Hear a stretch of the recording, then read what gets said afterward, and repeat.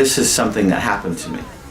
When we were recording, I can't remember what, we went to get something to eat. And when we came back to the studio, it was a warehouse in a bad area of California. These little boys pulled up in a station wagon, and I knew something was not right. And when we turned the corner to go into the studio, they followed us, turned their lights off, and then they shot out of the window. You could see the flare of a really loud gun. And I was in the back of the car. I said, hurry, get to the studio. So we pulled into the gate, and we tried to open the gate, but too late, they pulled right next to us. And in the back seat, there was a little boy, he must have been 14 years old, holding the gun, pointing at my head. And he could barely hold the gun. It was so big, it was heavy. And he was gonna shoot me. And the guy in front, the engineer, was going, oh my God, don't kill me, don't shoot us, please. And the two kids in the front that were driving, they must have been 15 and maybe 16. And the kid was looking at me, and I was just looking right in his eyes, and he shot, but above my head, over the car. And then the boys backed up and took off. We called the police, and they came and said, you guys are so lucky, they killed a man earlier today on the freeway. They shot him. So this is gang shootings. They kill people to join the gang. They have to kill someone. And this little boy couldn't do it.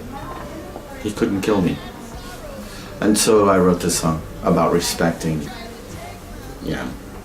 and how I felt when I went home, like I was so alive. I was like, wow. And this boy, everything would have been ruined. Everything is, maybe he would have ended up being, maybe he killed somebody later, I don't know. But that's what the song's about. Every night, every day, your love has shown me the way to paradise. That song, my little brother Leo, who's passed away now, he was killed in Mexico, actually, by the cartel. Anyway, I was at my house. He lived in California too, and he and I would sometimes write together. And this particular song, he really loved this song, and I hadn't finished it, but after he passed away, I finished the song, and so it has a lot of personal meaning to me because my brother. And I don't really know, I know that the spirit of it came from my brother. But I couldn't tell you if it's about dying or finally getting to that place where, everyone imagines there's a paradise. But it definitely is, it's something that means something to me that I couldn't be real specific other than it's about my brother in a way. So, it's one of those. But she's the woman in my sky. She's the baby in my arms tonight.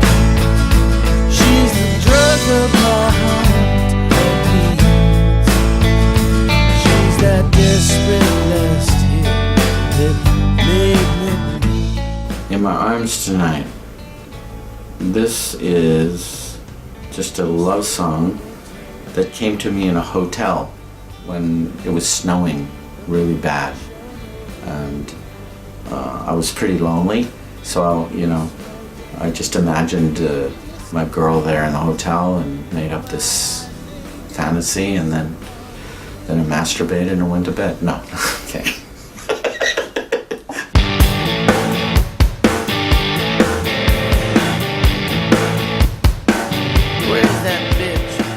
We did this record over a 7-month period.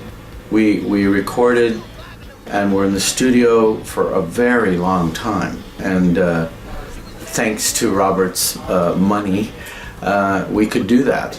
Actually, Jennifer Condos, our bass player, saying, you guys are crazy. Why are you making a record this way?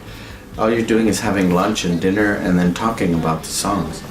But I think that because we had so much material, we just wanted to kind of record it all. By doing that, it didn't feel like it was a different session, but it was a long session, so you kind of lose perspective. The song kind of dictates, you know. So you record, you know, you're recording something like Smiling Karen, and then the next day you're recording Mexico, which, you know, they have nothing to do with each other in a way. So it was kind of, you know, when I hear the Lost Tarantism now, it sounds like a complete record. It sounds like it was focused on that material. It sounds like you recorded it, you know, a couple of months ago.